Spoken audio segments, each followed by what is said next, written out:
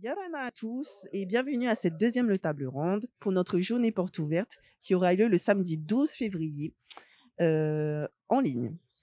Je suis Hainui Williams, la chargée d'insertion professionnelle du COSIP. Le COSIP, c'est le Centre d'orientation des stages et de l'insertion professionnelle. C'est un des nombreux services de l'UPF. Je suis aussi une ancienne étudiante et vacataire.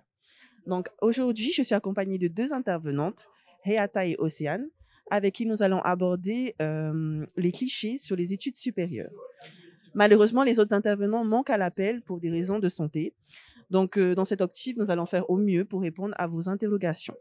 N'hésitez surtout pas à poser vos questions sous le post du Facebook de l'UPF concernant cette deuxième table ronde dans la partie commentaires. Maintenant, je vais vous laisser la parole pour vous présenter. Donc, qui veut commencer? Je vais commencer. Ok. Alors, je m'appelle Le Goff Océane.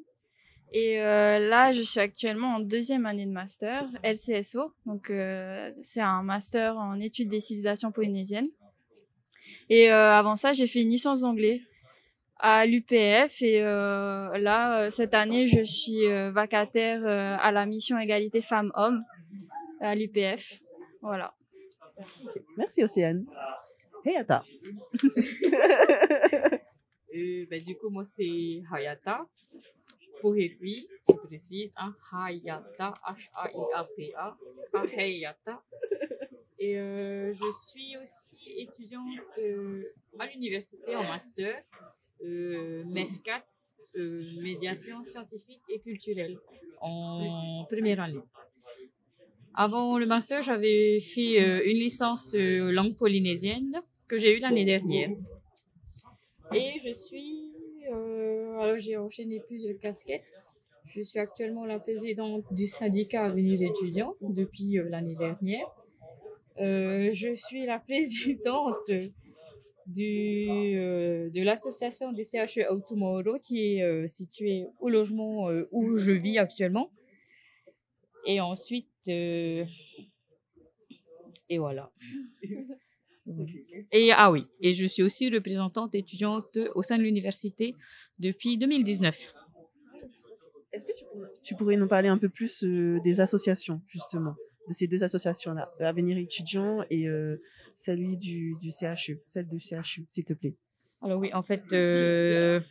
En quoi consistent en fait vos missions Alors le syndicat a été créé en 2013, hein, parce que les anciens étudiants avant nous, ils ont vu que à cette époque, les étudiants étaient galérés énormément dans leur vie d'étudiant, autant sur la bourse, le logement, le transport et bien d'autres choses. Hein.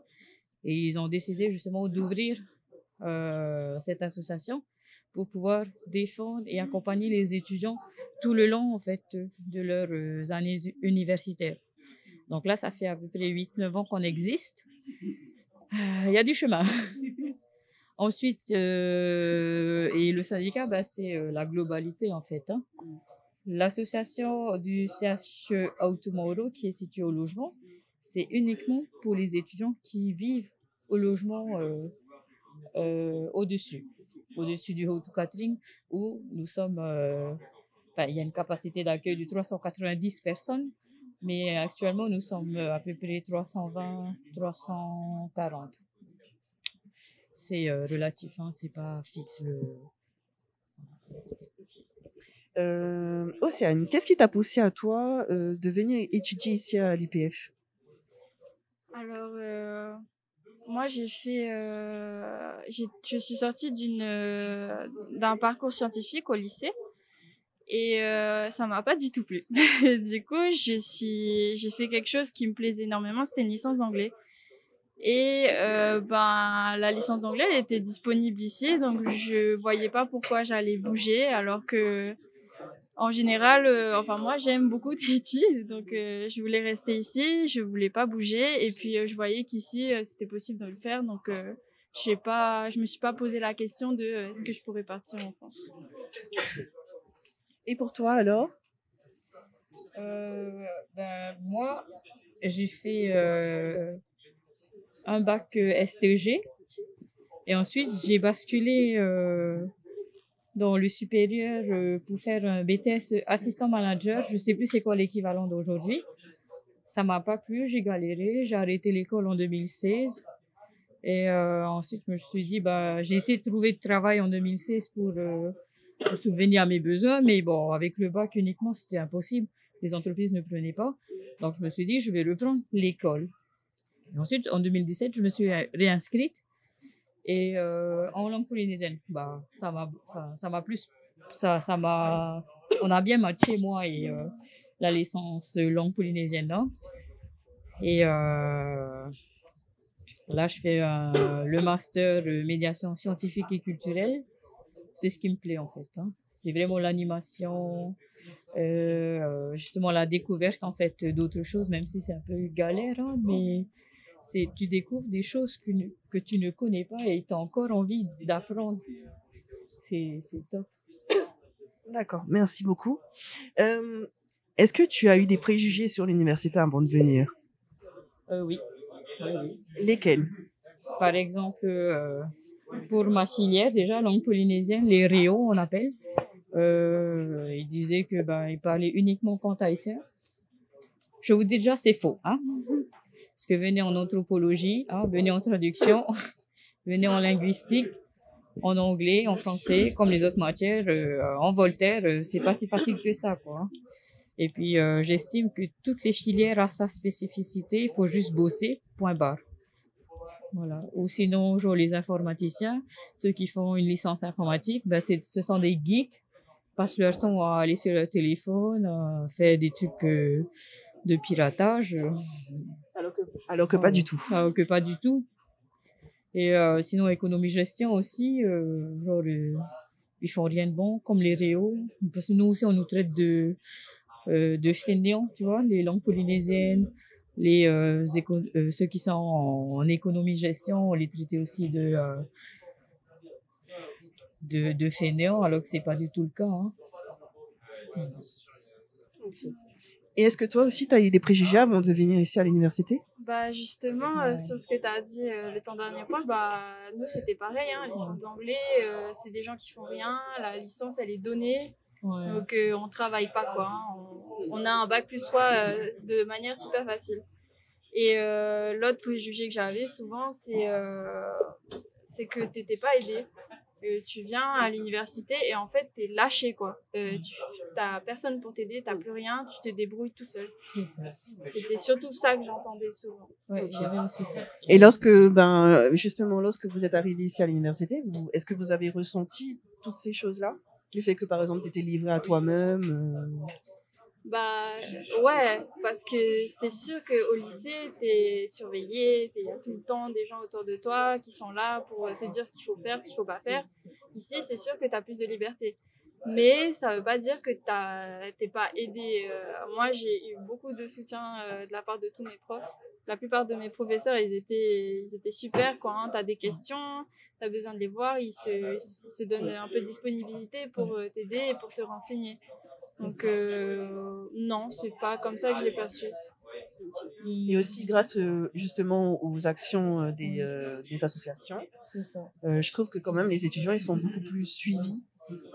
Je sais pas si c'est votre cas, enfin le même ressenti que vous avez. C'est pareil comme elle a moi, en tout cas pour ma filière, hein, nous on a un très bon accompagnement vis-à-vis de nos professeurs. Certes après on est autonome, c'est pas une question de on te lâche comme ça dans la nature. On vient à l'université, on est dans le supérieur, on est censé être autonome et puis se débrouiller seul. Mais après, par derrière, il y a des professeurs qui suivent aussi. Hein. Et comparé il y a 4 ans, voire plus, hein, parce que moi j'ai des retours des anciens étudiants, les étudiants sont bien lotis maintenant. Il y avait pas de transport pour venir à l'université. Le samedi, il n'y avait pas de transport. La bourse, ça avance.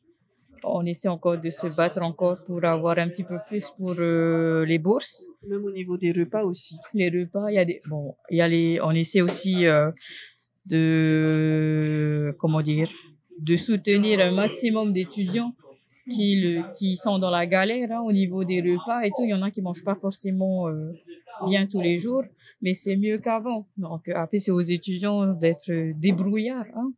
Si t'es pas débrouillard, nous on a galéré, on a survécu, on est toujours là. C'est vrai. Et aussi, depuis quelques années, il y a les primes Olympiades, Oui. justement pour les primo-entrants, pour les néo-bacheliers.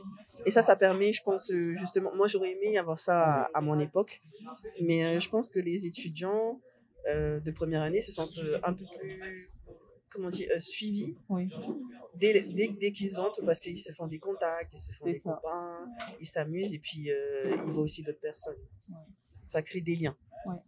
Moi, j'aurais aimé avoir ça à mon époque. Donc, Oui, parce que moi j'ai participé en tant qu'ambassadrice. Hein, j'accompagnais les étudiants pour, par exemple, les emmener d'un point A à un point B parce qu'ils ne connaissent pas forcément l'université en première année hein, où ils ont un peu honte. Du coup, on les accompagne et tout. Et franchement, c'est top hein, parce que justement, dès la L1, faut commencer à, comment dire, à s'adapter au monde universitaire. à savoir où est Voilà. quel service. C'est ça. Et puis, bon, maintenant, après, si les étudiants, après, encore une fois, hein, les étudiants, il faut se débrouiller. Si les étudiants ne se débrouillent pas un minimum, on peut pas tout faire non plus, tout pour eux. De toute façon, l'université, c'est ça, quoi. Hein. C'est ça. Apprendre à être responsable, à se débrouiller seul, parce que C'est ça. c'est se préparer à la vie active. Donc C'est bien je trouve ça. que les primes olympiades, justement, pour voir le campus, c'est bien, parce que il est assez grand et on va dire dispersé. Ouais. Et même au niveau des aides, je trouve que en ce Ça a moment, vraiment avancé. ouais, Vraiment. carrément. Ouais, Parce que carrément. les repas, ça c'est super. Et puis Les bus gratuits. le bus, Bus, ouais. la gratuité du bus. Ça c'est un gros changement, hein, franchement. Moi j'avais les bus, les petits bus verts où on était tous compactés et tout. Et c'était chiant quoi. Hein, et t'avais pas le bus gratuit, alors que là il y a des bus qui passent beaucoup plus souvent. C'est ça. C'est carrément mieux. Ouais. C'est ça. Voilà. C'est bien, merci. Merci. Du coup, je vais continuer. Il y a ce préjugé-là sur le fait que lorsque tu viens faire tes études supérieures, pour une licence ou un master, c'est pas professionnalisant. Tu te professionnalises pas comparé à un DUT. Est-ce que vous pensez que c'est le cas? Non, pas forcément, parce que après c'est à l'étudiant à faire ses preuves, hein, parce que par exemple nous en langue polynésienne, ça fait 10 ans qu'on a organisé, que la filière organise la journée polynésienne. Et certes, c'est plus les DUT qui s'occupent de tout ce qui est organisation, mais en Réunion, on organise, il faut être en contact avec des professionnels, avec des traiteurs, pour faire des communiqués de presse, c'est chose que des DUT font, mais nous aussi, on le fait. Hein. Et après, il y a des associations étudiantes, faut intégrer pour justement connaître le milieu professionnel. C'est toujours un plus, mais si les étudiants ne font rien, C'est sûr que oui. on va pas se mentir, hein, on va pas avoir d'expérience. Et puis, il y a les stages. Pendant les vacances de juillet, les étudiants peuvent faire un stage sans que ça soit obligatoire. S'ils le font pas, ils font pas la demande. Il y aura pas d'expérience. Tout à fait. Et pour les stages, vous venez au COSIP. Donc, oui, tu veux rajouter quelque chose? Oui, en fait, c'est vrai que à la fin de ma licence et de plusieurs licences, enfin toutes les licences, je pense, on a déjà le stage obligatoire qui aide beaucoup à se débrouiller, à essayer de trouver des contacts. Donc, je trouve que ça t'aide pas mal à voir ce que tu veux faire après ta licence. Et puis même, voilà, je suis vacataire, du coup, moi je trouve qu'il y a beaucoup de boulots qui sont proposés.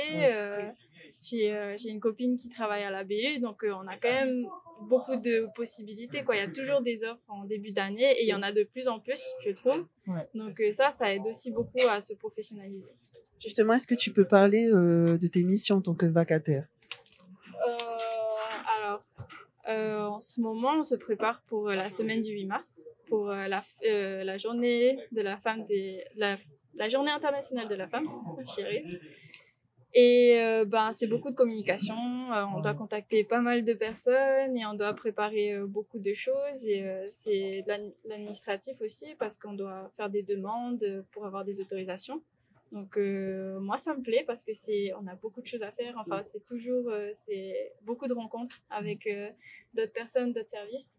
Et puis des rencontres aussi par mail avec des personnes de l'extérieur qui sont super intéressantes aussi. Et puis là, j'ai beaucoup travaillé sur la création d'affiches ou de logos, de fiches. Et ça me plaisait beaucoup parce que c'est quelque chose que j'ai jamais fait dans ma licence ou dans mon master, mais c'est quelque chose que j'ai adoré, quoi. Travailler sur l'ordi, sur Photoshop et se débrouiller comme on peut. Je l'ai appris sur le tas, mais ça m'a carrément plu, quoi. Oui, parce qu'après, tu découvres autre chose que ce que tu as eu l'habitude dans ton master ou dans ta licence, quoi. Ouais. Ça fait toujours un plus dans l'expérience. Hein. Ouais, c'est ça. Et en plus, je trouve que ma chef, c'est ce que j'ai toujours voulu avoir dans mon stage. Ce que je reprochais à ma chef, c'est que vu que tu es en licence et que tu viens de commencer un travail, ils osent pas trop te demander des choses. Alors que là, pour moi, c'est beaucoup plus professionnalisant parce qu'elle n'hésite pas à me demander des choses. Elle veut que je fasse des choses plus que ce que j'ai eu l'habitude d'être demandée. Je pense qu'elle essaie aussi que tu acquérisses en fait, des compétences que tu n'as pas forcément. Oui, voilà. Que tu développes des compétences que tu as. Ouais. Donc, juste pour rappel, vacataire, c'est un emploi étudiant que tu as en fait ici à l'université. Tu as la possibilité de faire tes études et de travailler aussi ici à l'université dans un des services de l'université. Ils demandent chaque année, donc tu as juste à postuler. Voilà, c'est la même chose. Il faut que tu fasses par toi-même tes démarches. Tu postules et puis si tu es recruté, tu travailles à l'université et tu fais tes études en même temps. Voilà.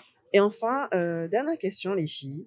Quel conseil est-ce que vous donneriez en fait aux néo-bacheliers, aux terminales qui veulent s'inscrire à l'université? Inscrivez-vous, hein, parce qu'après, qu'est-ce que j'ai envie de dire d'autre? Ne pensez pas que l'université, c'est quelque chose d'hyper carré. On s'amuse aussi à l'université. On a réellement, mes plus belles années, c'était le lycée et spécialement l'université où j'ai fait énormément de rencontres. Mes meilleurs amis sont des îles. On a fait des repas partagés avec des amis de l'université. On a rencontré des personnalités au sein de l'université. On a rencontré des étudiants de l'étranger que l'université accueille dans des programmes justement d'échange entre l'université d'ici et ailleurs. Nous, on a accueilli des Australiens. J'ai été vacataire justement pour accueillir les étudiants australiens. Et c'est des bonnes expériences. C'est des bonnes. Moi, je dis que c'est magique. C'est pas tous les jours que tu feras ce genre de rencontre. Et puis quoi d'autre? Faut se débrouiller aussi, hein. Si on peut se débrouiller déjà, on essaie. Et si réellement on n'en a pas, on peut vraiment pas, à ce moment-là, on demande de l'aide. Et les aides, il y en a. Et les aides, il y en a. Si vous ne faites pas vos demandes, ça va pas venir à vous. Justement, pour la mobilité, faites de la mobilité. Aller à l'international parce que ça, c'est une super opportunité. Moi, je l'ai faite et j'ai adoré. Et il y a des aides. Il y a beaucoup d'aides. Voilà, il y a l'Erasmus qui vous permet d'aller pendant 1 an dans un autre pays. Et franchement, ça t'apprend beaucoup sur toi et sur le monde aussi. Parce que c'est vrai qu'on oublie qu'il y a tellement de choses dans le reste du monde. Donc voilà, oser la mobilité. Et aussi, c'est pas grave de se tromper. On n'a pas toujours la licence qu'on veut au début. Ça nous plaît pas toujours et c'est pas grave de se tromper. On peut réessayer. On peut trouver quelque chose après qui nous plaira et surtout, même les gens qui reprennent les études, ça aussi c'est ok. On a le droit de se mettre au travail et puis de se dire en fait j'ai envie de faire quelque chose. Maintenant je sais ce que je veux et j'ai envie de le faire. Et ça faut vraiment pas hésiter. C'est ça. Voilà. Merci les filles. Je voulais compléter un truc. D'ailleurs, si vous vous inscrivez à l'université ou ailleurs, hein, c'est pareil. commencez déjà vos démarches d'inscription en ligne pour l'université. Commencez déjà vos demandes de bourse en ligne, vos demandes de logement. C'est pas à papa et à maman de le faire. Certes, vous avez 18 ans, vous êtes encore tout jeune. Mais moi, j'avais 18 ans, je me suis débrouillée toute seule. J'avais pas besoin de papa et maman. Donc, je vous encourage à venir, à faire de votre mieux. Si vous vous trompez, c'est pas grave. On essaie une fois, deux fois, trois fois. Mais si vous êtes ambitieux, vous allez réussir. Voilà. D'accord. Merci les filles pour cet échange et à Ronan d'avoir filmé cette table ronde. Je vais juste vous rappeler que vous pouvez poser vos questions sous le post Facebook de l'UPF. Voilà, rendez-vous le 12 février pour notre journée porte ouverte en ligne. Madoulou! Merci.